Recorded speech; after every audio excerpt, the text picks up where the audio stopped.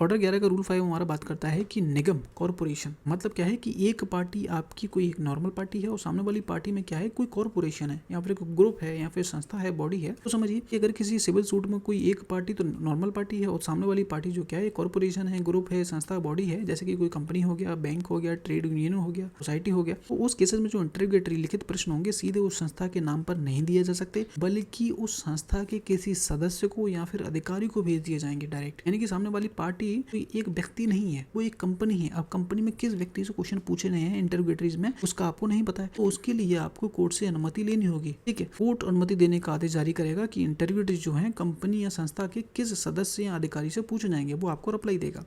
और रूल अपन 4 तक कर चुके हैं, आज अपन पढ़ेंगे रूल 5 एंड रूल 6। ठीक है, 2 रूल कंप्लीट करने की कोशिश करेंगे, जितने होते हैं वो आगे देखते हैं। तो रूल 5 हमारा बात करता है कि कॉरपोरेशन के बारे में, निगम के बारे में। तो समझिए क्या है कि समझिए कि अगर किसी सिविल सूट में कोई एक पार्टी, यानी कि आपका सिविल सूट है उसमें से कोई एक पार्टी क्या है, कॉरपोरेशन है या फिर कोई ग्रुप है या फिर कोई बॉडी है, संस्था है, जैसे कि कोई कंपनी हो गया, बैंक हो गया, ट्रेड यूनियन हो गया, सोसाइटी हो गया। माने कि क्या है, एक पार्टी तो कोई नॉर्मल पर्सन है, दूसरी पार्टी जो है वो कोई कंपनी वगैरह है। तो उस केसेस में हम इंटरोगेटरी जो भेजेंगे उनमें से किस व्यक्ति को भेजने हैं, भाई वो तो कंपनी है। जवाब कौन देगा, कंपनी थोड़ी देगी, उसमें से कोई व्यक्ति देगा। तो उस केसेस में ये क्वेश्चन उठता है कि हम एक्चुअल में दें किसको इंटरोगेटरी, तो उसके लिए ये बना है। तो इंटरोगेटरी जो लिखित प्रश्न है सीधे उस संस्था के नाम पर नहीं दिए जा सकते बल्कि उस संस्था के किसी सदस्य को या फिर किसी अधिकारी को दिए जाएंगे। सिंपल सी बात है। ठीक है, इसके लिए जो अपोजिट पार्टी है, सामने वाली पार्टी है, को कोर्ट से अनुमति यानी कि ऑर्डर लेना होगा। किस बारे में, कि कोर्ट अनुमति देने के बाद ऐसा आदेश जारी करेगा कि इंटरोगेटरी जो हैं उस कंपनी या फिर संस्था के किसी सदस्य या फिर अधिकारी को भेजे जाएं। किस व्यक्ति को भेजने हैं वो आपको कोर्ट बता देगा, आपको कोर्ट से आवेदन करके पूछना होगा कि भाई हम किसको भेज दें। ठीक है, तो इस केसेस में सबसे पहले क्या है, आपको अगर एक सामने वाली पार्टी कोई कॉरपोरेशन है, ग्रुप है या फिर संस्था है, बॉडी है, तो उस केसेस में आपको कोर्ट से पूछना होगा कि हमें किस व्यक्ति को इंटरोगेटरी भेजनी है। कोर्ट आपको डायरेक्शन देगा कि इस व्यक्ति को भेजना है, तो उसका नाम बताएगा, तो उसके अकॉर्डिंग आपको भेजना पड़ेगा। ठीक है, अब नोट समझो। ठीक है, नोट हमारे क्या कहता है कि यह नियम तब लागू होता है जब एक पार्टी कोई कंपनी या संस्था होती है। जैसे कि मैंने बताया है कि कोई एक पार्टी, एक सामने वाला तो नॉर्मल अपन है, सामने वाला अपन हो गया, और सामने वाली जो पार्टी है वो एक कंपनी है, तो उसमें किसको भेजना है, तो सामने वाली ग्रुप देखना है आपको, सिर्फ कॉरपोरेशन है या फिर कोई ग्रुप है या फिर कोई संस्था है, तो हमें डिसाइड नहीं हो पा रहा कि हमें एक्चुअल में किस व्यक्ति को देना है इंटरोगेटरी, तो उसके हम कोर्ट से पूछ लेंगे, अपना दिमाग नहीं लगाएंगे। ठीक है, सेकंड हमारा कहता है कि ये सिर्फ नोट है। ठीक है, ये इससे कोई लेना देना नहीं है, जो ब्लैक कलर से मैं लिखता हूँ वो आपका डायरेक्ट का लैंग्वेज है।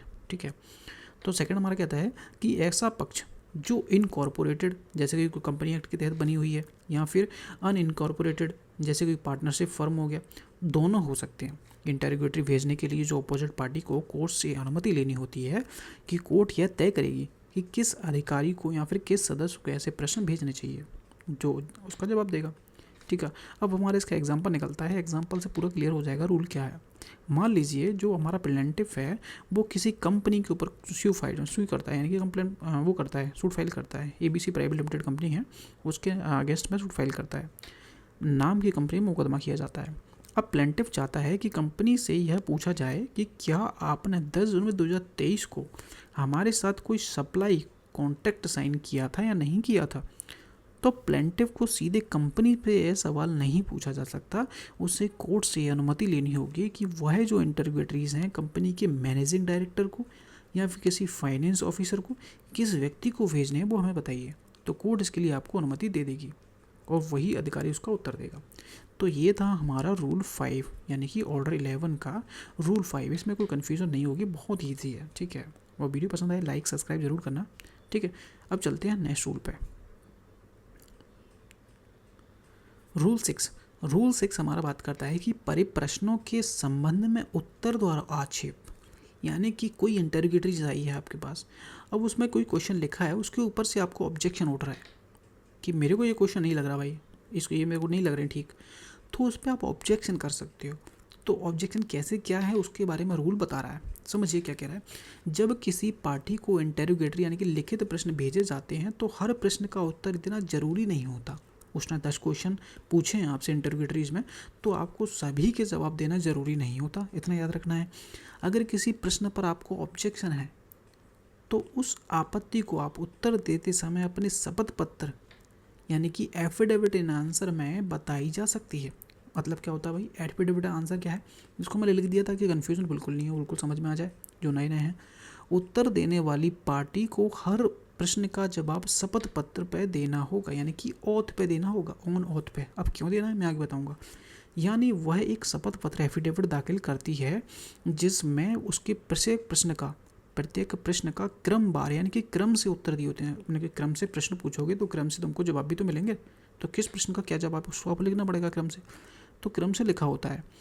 यह जो एफिडेविट है वो अंडर ऑथ यानी कि शपथ पूर्वक दाखिल किया जाता है ताकि अगर कोई पार्टी झूठ बोले तो वह एक झूठी गवाही का अपराध बन जाएगा। इसलिए आपको यहाँ पे ऑथ यानी कि शपथ पत्र पे आंसर देना होता है।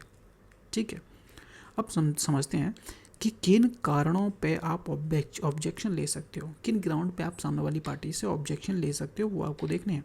यहाँ पे मैंने 5 लिखे हैं, एक थोड़ा एक्स्ट्रा है। समझिए कि स्कैंडलस यानी कि अपमानजनक चरित्र हनन करने वाला, ऐसा कोई प्रश्न है, अगर ऐसा प्रश्न किसी प्रतिष्ठा और ठेस पहुंचाने वाला है तो वो क्या है, अपमानजनक माना जाएगा, उसको आप ऑब्जेक्शन कर सकते हो।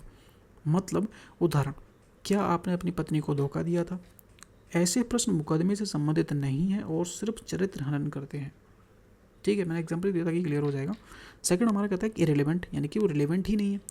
अगर प्रश्न मुकदमे से कोई लेना देना उसका नहीं है तो वो क्या है, वो एक ऑब्जेक्शनेबल हो जाएगा। थर्ड हमारा कहता है कि नॉट बोनाफाइड, मतलब अगर प्रश्न ईमानदारी से नहीं है बल्कि परेशान करने के उद्देश्य से पूछा गया है, ठीक है, तो वो भी क्या माना जाएगा, एक ग्राउंड माना जाएगा ऑब्जेक्शन का। फोर्थ हमारा कह रहा है कि not sufficiently material at the stage, मतलब कि इस स्तर पर आवश्यक नहीं है। क्या मतलब है, मतलब तभी मुकदमे के इस चरण में वह प्रश्न आवश्यक नहीं है। मतलब अभी मुकदमे के इस चरण में जो स्टेज पर हमारा वो चल रहा है शूट, उसमें उस प्रश्न की अभी ज़रूरत नहीं है। जैसे कि ट्रायल से पहले ऐसे प्रश्न जो वाद के चरण में ही पूछे जा सकते हैं, यानी कि आगे आने वाले फर्दर जो स्टेप होंगे केस के उसमें पूछे जा सकते हैं, तो आप उसको पहले जवाब देने की ज़रूरत नहीं है, तो वो भी एक ग्राउंड माना जाएगा ऑब्जेक्शन का। ठीक है, अब आता है 5 पॉइंट हमारे क्या कहता है, प्रिविलेज यानी कि गोपनीय अधिकारताएं। कुछ ऐसी सूचनाएं प्रिविलेज, जैसे कि वकील और मुवक्किल यानी कि पार्टी के बीच में क्या बातचीत हुई, ऐसी बातचीत आप जानना चाहते हो प्रश्न करके इंटरोगेटरी में, तो उनको जवाब देने की आपको कोई ज़रूरत नहीं है, आप ऑब्जेक्शन उठा सकते हो। 6 हमारा पॉइंट क्या कह रहा है कि एनी अदर ग्राउंड मतलब कि ऐसे प्रश्न पहले ही उत्तरित हो चुके हैं, यानी कि जिनका जवाब आप पहले ही दे चुके हो, या फिर ऐसे दस्तावेज जो पहले ही प्रस्तुत किए जा चुके हैं, उनका जवाब आपको देने की ज़रूरत नहीं है, वो ऑब्जेक्शनेबल माने जाएंगे। ठीक है, अब एग्जांपल हमारा है, मान लीजिए प्लेंटिफ ने डिफेंडेंट से एक इंटरोगेटरी भेजी है, क्या यह सही है कि आपने अपने कर्मचारी को घूस देने के लिए यह कहा था। ठीक है, ये एक इंटरोगेटरी में क्वेश्चन पूछा गया है। डिफेंडेंट को लगता है कि यह प्रश्न एक स्कैंडलस है, अपमानजनक है, मुकदमे के असली विषय यानी कि कॉन्ट्रैक्ट डिस्प्यूट से संबंधित नहीं है, तो डिफेंडेंट उत्तर देने के बजाय अपने एफिडेविट इन आंसर में लिखेगा, क्या लिखेगा कि I object to the answer this the interrogatory on the ground that it is the scandalous and irrelevant to the matter in issue. ठीक है, ये अपना रिप्लाई करेगा। नोट, अब नोट में क्या देखना है हमको, वो ध्यान रखिए कि ऑब्जेक्शन एफिडेविट इन आंसर में ही लिया जाता है। ठीक है, ऑब्जेक्शन का ग्राउंड कोर्ट के समक्ष उचित होना चाहिए, कोर्ट तय करेगी कि ऑब्जेक्शन सही है या नहीं है। भाई बात तो सही है, ठीक है, और अगर कोर्ट को लगता है कि आपत्ति झूठी और निराधार है तो उसे खारिज कर सकता है और उत्तर देने का आदेश भी पारित कर सकता है। अब समझिए, एक बार मैं फिर से क्लियर कर देता हूँ कि रूल 5 हमारे किस बारे में बात करता है। ऑर्डर 11 का रूल 5 हमारा बात करता है कि निगम कॉरपोरेशन, मतलब क्या है कि एक पार्टी आपकी कोई एक नॉर्मल पार्टी है और सामने वाली पार्टी में क्या है, कोई कॉरपोरेशन है या फिर कोई ग्रुप है या फिर संस्था है, बॉडी है।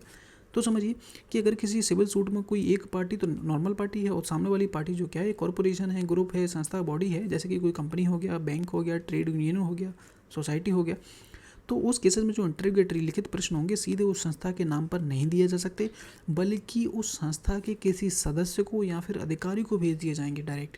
यानी कि सामने वाली पार्टी कोई एक व्यक्ति नहीं है, वो एक कंपनी है। अब कंपनी में किस व्यक्ति से क्वेश्चन पूछे गए हैं इंटरोगेटरीज में, उसका आपको नहीं पता है, तो उसके लिए आपको कोर्ट से अनुमति लेनी होगी। ठीक है, कोर्ट अनुमति देने का आदेश जारी करेगा कि इंटरोगेटरीज जो हैं कंपनी या संस्था के किस सदस्य या अधिकारी से पूछे जाएंगे, वो आपको रिप्लाई देगा। तो ये है हमारा रूल 5। वीडियो पसंद आई, वीडियो को लाइक, चैनल को सब्सक्राइब जरूर करना है। अब एक बार इसको और क्लियर कर देता हूँ। रूल 6 हमारे किस बारे में बात करता है? रूल 6 हमारा बात करता है कि इंटरोगेटरी जो आते हैं, जो क्वेश्चन पूछे जा रहे हैं आपसे, उसमें अगर आपको ऑब्जेक्शन है किसी क्वेश्चन से, तो वो ऑब्जेक्शन किस प्रकार से किया जाएगा। जब किसी पार्टी को इंटरोगेटरी लिखित प्रश्न भेजे जाते हैं तो हर प्रश्न का उत्तर देना जरूरी नहीं होता। ठीक है, अगर किसी प्रश्न पर आपको ऑब्जेक्शन है तो आप आपत्ति कर सकते हो। आपत्ति करोगे एफिडेविट आंसर में। अब एफिडेविट आंसर क्या होता है कि आप उस प्रश्न का जवाब देते हो ओथ पर, यानी कि शपथ पत्र पर। शपथ पत्र पर इसलिए दिया जाता है कि अगर आप भविष्य में झूठ बोलते हो तो उसकी झूठी गवाही का आपके ऊपर अपराध बनता है। अब किन कारणों से ऑब्जेक्शन ले सकते हो कि आपने अपमानजनक ऑब्जेक्शन लिखा हुआ है इंटरोगेटरीज में, आपने इरेलेवेंट क्वेश्चन पूछे हमसे, आपने ऐसे बोनाफाइड निष्पक्ष क्वेश्चन पूछे जिसकी ज़रूरत नहीं थी, परेशान करने के लिए उद्देश्य से पूछे थे। फोर्थ कह रहा है कि आपने not sufficient material at the stage, यानी कि इस स्टेज पर उस क्वेश्चन की अभी ज़रूरत नहीं है, बाद की स्टेज पर उस क्वेश्चन की ज़रूरत है लेकिन आप अभी पूछ रहे हो, तो उसकी भी हम रिप्लाई नहीं देंगे, तो वो भी एक ऑब्जेक्शनेबल बना जाएगा। 5 कह रहा है कि आप प्रिविलेज क्वेश्चन पूछ रहे हो भाई, जिस जवाब नहीं दिया जा सकता उसको क्यों पूछ रहे हो। वकील और मुवक्किल यानी कि पार्टी के बीच में जो क्या कन्वर्सेशन हुई है उसको जानने का आपका कोई अधिकार नहीं है, तो ऐसे प्रिविलेज कम्युनिकेशन को आप नहीं पूछ सकते, तो उसको भी आपको क्या करना है, ऑब्जेक्शनेबल ग्राउंड हो जाएगा।